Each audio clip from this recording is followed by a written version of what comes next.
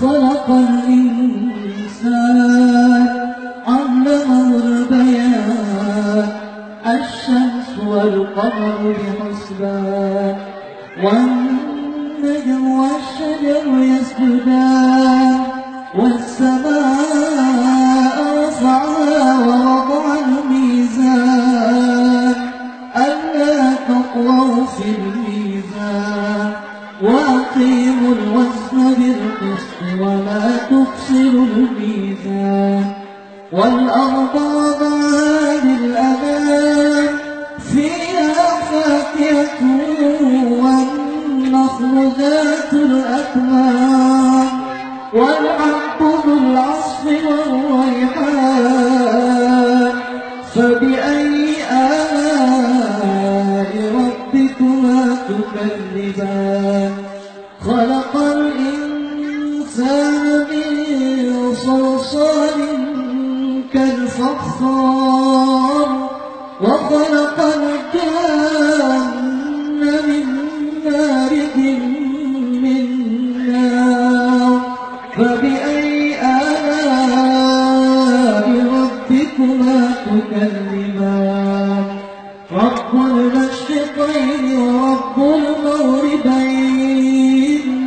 فبأي آلاء ربكما تكذبان مرج البحرين يلتقيان بينهما برزخ لا يبغيان فبأي آلاء ربكما تكذبان يخرج منهما اللؤلؤ والمرجان فبأي آلاء ربكما تكذبان وله الجوار المنشآت في البحر كالأعلام فبأي آلاء ربكما تكذبان كل من عليها فان